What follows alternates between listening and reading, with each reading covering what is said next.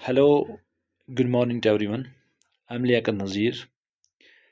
I'll be taking today the most important lecture of the mathematics that would be regarding the set theory. Set theory. अगर मैं पहले set theory की बात करूं, इसमें हम सेट को पहले डिस्कस करते हैं कि why how it is defined. अगर मैं पहले बात करूं सेट की, मैं उसको डिफाइन करता हूं। It is a well defined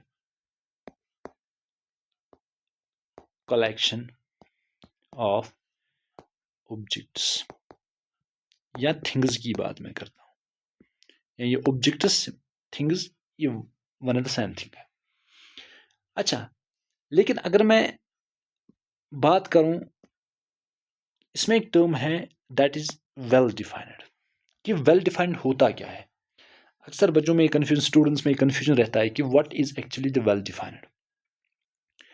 अगर मैं आपको एक एग्जांपल से समझाता हूं, मैं आपको बहुत सारे एग्जांपल्स दूंगा, लेकिन मैं कुछ एग्जांपल्स आपको दूं, इससे आपको समझ जाएगा कि what's actually the well defined. अगर मैं वेल डिफाइंड की बात करूं, फॉर एग्जांपल आपके यहाँ दो स्टूडेंट्स हैं, आप में से दो स्टूडेंट्स हैं। अगर मैं एक से पूछूं कि आप मुझे बोलिए कि आपकी दो फेवरेट क्रिकेटर्स कौन है आपके दो फेवरेट क्रिकेटर्स, इंटरनेशनल क्रिकेटर्स। आप उठे, आपने बोला कि धोनी और सचिन तेंदुलकर।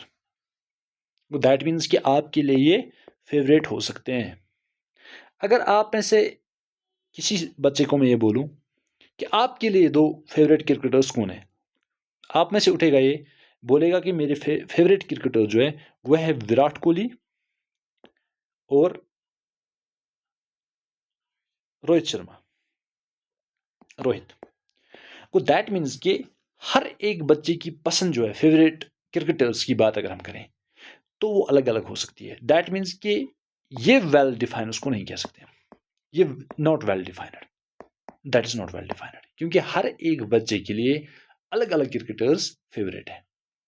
अब मैं दूसरी एग्जांपल देता हूं। अगर मैं आपसे कहूं यू अगर मैं आपसे कहूं कि आप मुझे ये बोलिए कि who is the prime minister of India. Prime minister of India की जब बात करें, कोई नहीं कहेगा कि एपीजे अब्दुल कलाम है, कोई नहीं कहेगा कि लियाकत है, कोई नहीं कहेगा दानिश है, कोई नहीं कहेगा जुबैर है। हर एक के लिए जो प्राइम मिनिस्टर है, प्रधानमंत्री है इस कंट्री के, वो हर एक के लिए सेम है। तो इसको हम कहते हैं, हर एक बोलेगा कि पीएम मोदी हमारे प्राइम मिनिस्टर है। दैट मीन्स कि कोई इस पैरामीटर को चेंज नहीं कर सकता। तो this is called the well defined. ये एक वेल डिफाइंड चीज है, हर एक के लिए स्टैंडर्ड पैरामीटर है ये। आई बात समझ? दूसरी एग्जांपल मैं दूं। अगर मैं आपसे कहूं किसी स्टूडेंट से कि इस क्लास में सबसे मोस्ट इंटेलिजेंट कौन है, सबसे मोस्ट इंटेलिजेंट बंदा कौन है, आप में से कोई उठेगा, बोलेगा कि सर ये मोस्ट इंटेलिजेंट है।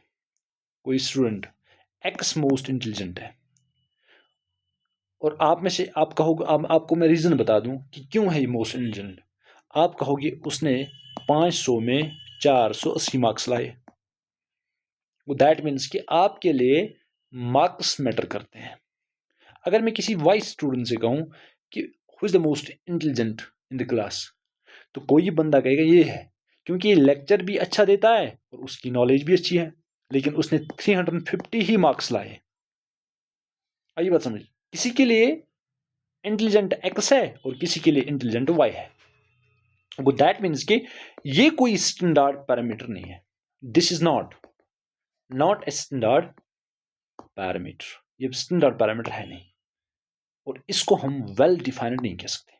नॉट वेल डिफाइंड, ये वेल डिफाइंड नहीं है, ये वेल डिफाइंड नहीं है। ये बात समझ, ये वेल डिफाइंड नहीं है।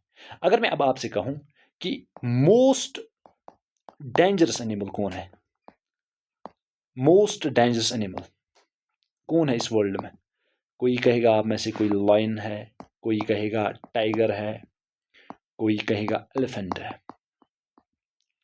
अब कोई बंदा आप में से मेरे घर आ गया, उसको कुत्ता, उसके पीछे कुत्ता आ गया, और अगर मैं उस स्टूडेंट से कहूं कि who is the most dangerous animal, ये कहेगा सर सब छोड़ो, मोस्ट डेंजरस एनिमल जो है वो आपका कुत्ता है।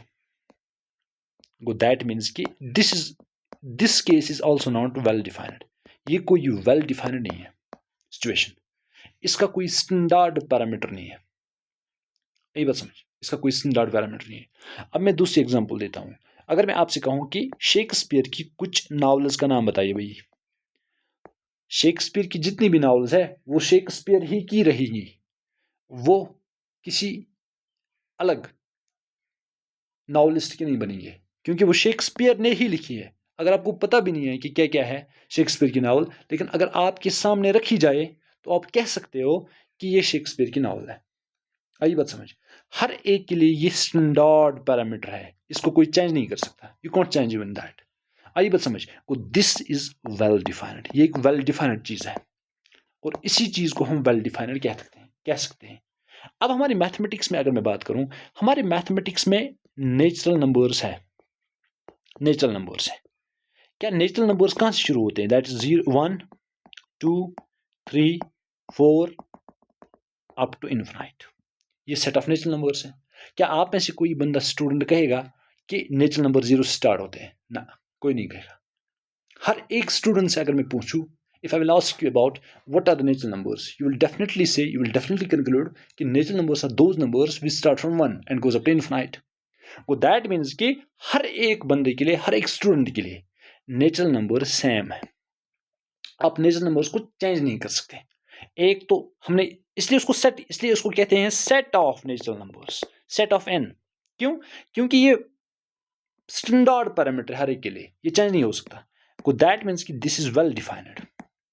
और कलेक्शन ऑफ ऑब्जेक्ट्स भी है, ये कलेक्शन है, इसमें 1 2 3 कलेक्शन है, और वेल डिफाइंड भी है।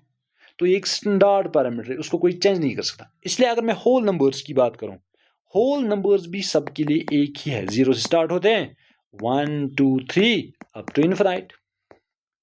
ये बात समझ, इसको कोई चेंज नहीं कर सकता। इसलिए अगर मैं रेशनल नंबर्स की बात करूं, क्यों?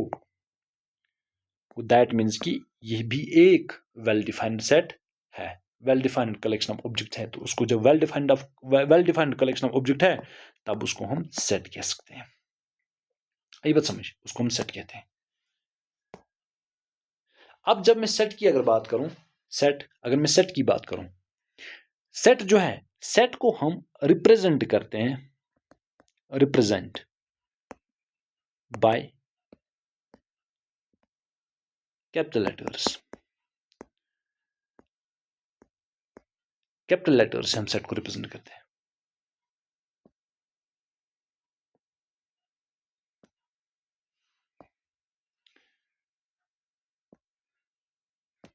सेट को किस चीज से हम रिप्रेजेंट करते हैं? कैपिटल, जैसे कि हमारे पास ए है, उसके बाद बी है, उसके बाद सी है, और इसको हम करली ब्रेसेस में रखते हैं, सेट को ऐसे करके करली ब्रेसेस में, ये हमारे पास सेट है।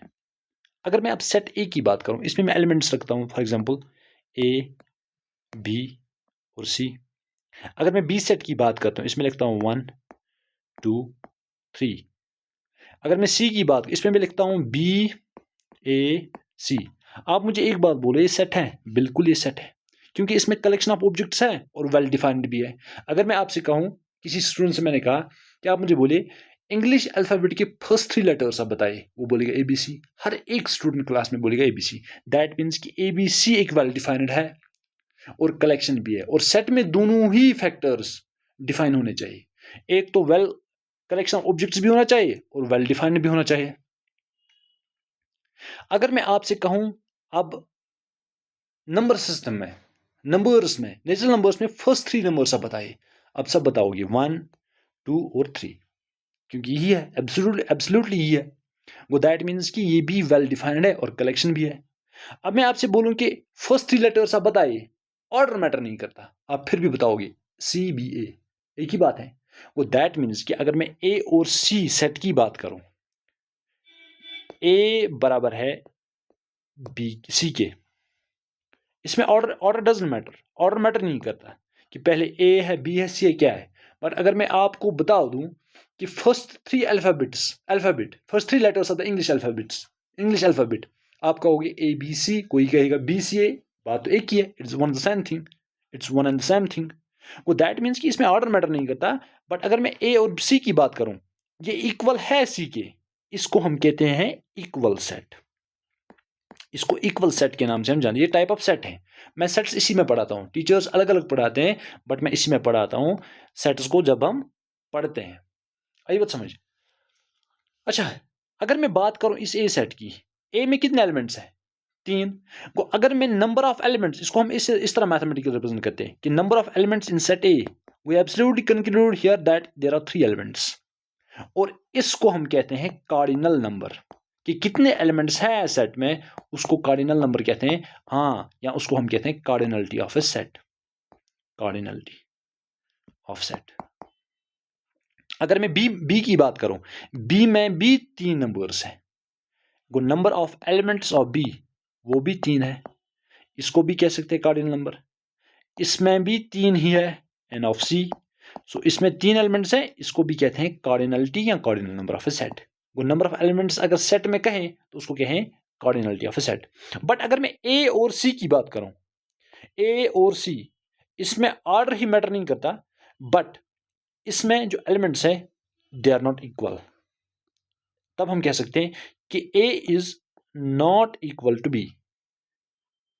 ये इक्वल नहीं है, बट एलिमेंट सेम नहीं है इसमें, बट एलिमेंट्स का जो नंबर ऑफ एलिमेंट जो है वो सेम है। इसको हम कहते हैं इक्विवेलेंट। अगर एलिमेंट सेम है तो उसको इक्वल कहते हैं। अगर elements number of element same है लेकिन एलिमेंट सेम नहीं है, तब उसको हम कह सकते हैं इक्विवेलेंट सेट। आई बात समझ? You got it? Okay, I hope you got. अच्छा, इसमें हम कह सकते हैं कि A is not equal to B, then उसको कहते हैं equivalent set. These are equivalent sets, these are equivalent sets. Order matter नहीं करता फिर अगर इक्वल हो।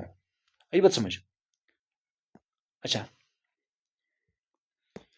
अगर हम बात करेंगे कि अगर जब हम सेट्स को लिखते हैं, सेट्स, उसको हम 2 टाइप्स में लिखते हैं। सेट्स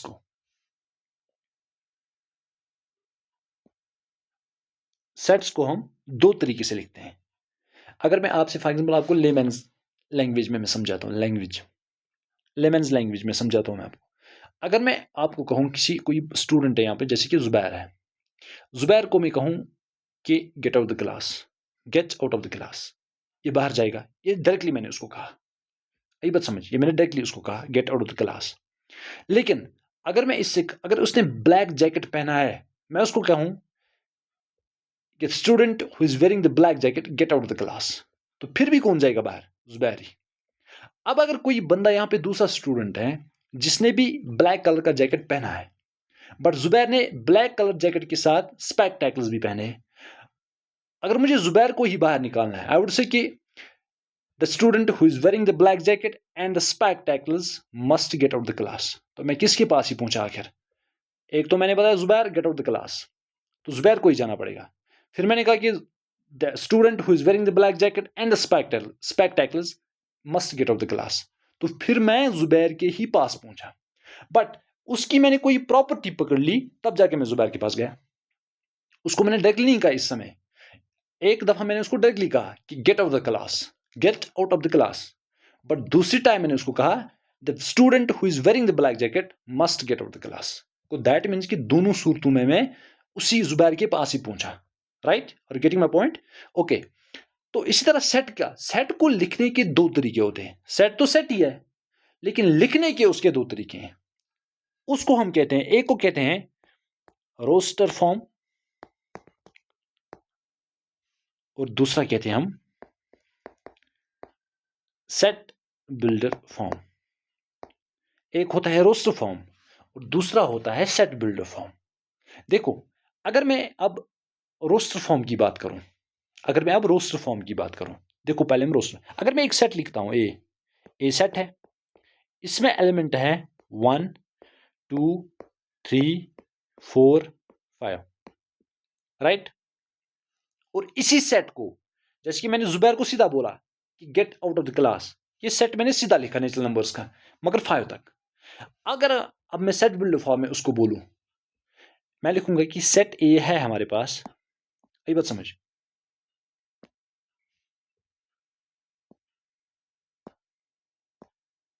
सेट ए है हमारे पास ए।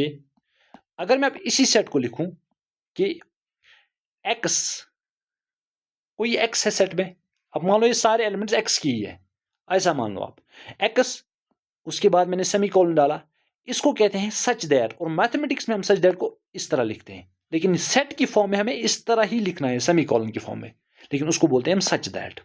आइए बात समझ, वो X, X is such that, मैं लिखूंगा X belongs to N, X natural numbers है बट, और एक कंडीशन है एक्स इज लेस और इक्वल टू 5।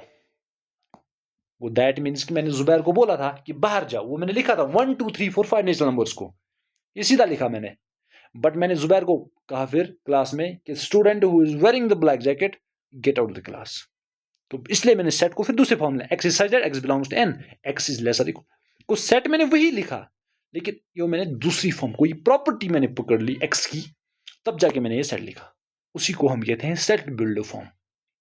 तो आप मान लो अगर आप x की वैल्यू 1 देते हो यहाँ पे, आप मान लो ऐसे आपने x का वैल्यू 1 रखा है यहाँ पे, 1 1, वो 1 बिलोंग करता है n को, दिस इज राइट, इसमें कोई शक, इसमें there is no doubt at all, but 1 is less और इक्वल टू 5, ये कंडीशन फुलफिल करता है एग्जैक्टली। अगर आप 5 लोगे, अब 5 5 belongs to n natural numbers में जो मैंने सेट लिखा, बट 5 इज लेस और equal to 5, this is true, ये तो साफ साफ जाहिर होता है। आई बात समझ, वो दैट मीन्स को इसको हम कहते हैं रोस्टर फॉर्म, और इसको हम कहते हैं सेट बिल्डर फॉर्म। आई बात समझ, अब मैं दूसरा सेट लिखता हूं दूसरे तरीके से, बी सेट है मेरे पास कोई, इसमें मैंने लिखा है 2 4 6 8 और 10, 2 4 6 8 और 10। अगर मैं इसी को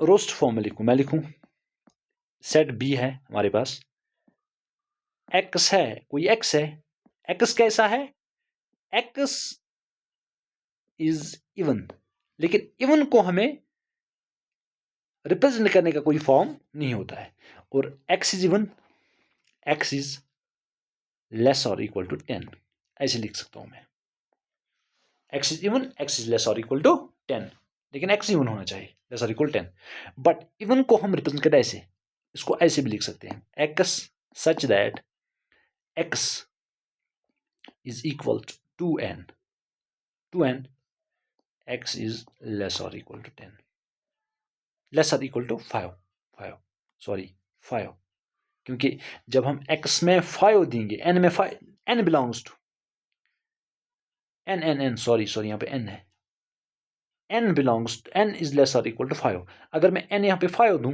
ऐसा मान लो आप, अगर मैं n को यहाँ पे 5 रखूं, दिस इज इक्वल टू 10, ये बात समझ, ये हमारा दूसरा फॉर्म होता है जिसको हम कहते हैं सेट बिल्डर फॉर्म। अब अगर मैं तीसरा कोई सेट लिखूं c,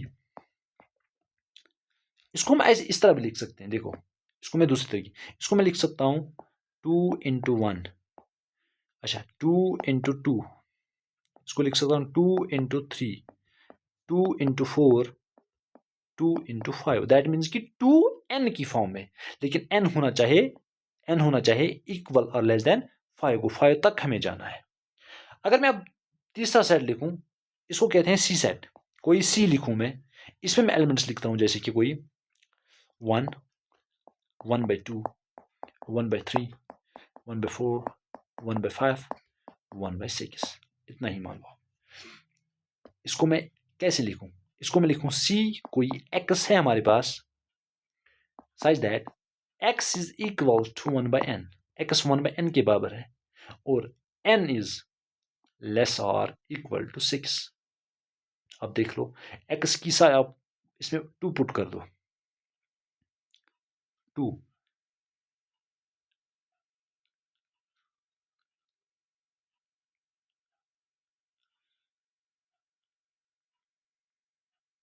ये बात समझ, वो ये n है, आई एम सॉरी ये n है, n अच्छा ये x है, x वो n बिलोंग्स टू 1/6। जब आप n पुट करोगे 6 के बराबर, x क्या है, x 1 है,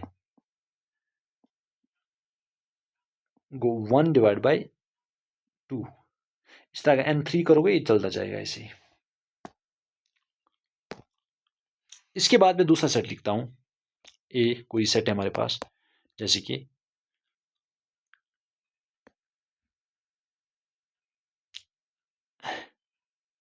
2 हमारे पास कोई सेट है, मैं इसको लिखता हूं x is such that x minus 2 is equal 0, है ना। जब मैं x minus 2 0 के बराबर पुट करूं, जब मैं -2 को यहां ले जाऊं, तो दिस बिकम्स x इक्वल 2। वो एक ही एलिमेंट है x में, दैट मीन्स कि इसको हम कहते हैं सिंगल टन सेट, जिसमें एक एलिमेंट है। ये बात समझ। अब मैं कोई और सेट लिखता हूं b, और कोई जिसमें -1 और 1 ही आएंगे एलिमेंट्स। मैं लिखता हूं A B set x is such that x square minus 1 is equal to 0। जब मैं x को यहां पे रखूं, x स्क्वायर, और 1 को इधर ले जाऊं, ये बनेगा +1, but x is equal to +-1, but x is not equal to 0। 0 यहां पे नहीं है, आई बात समझ।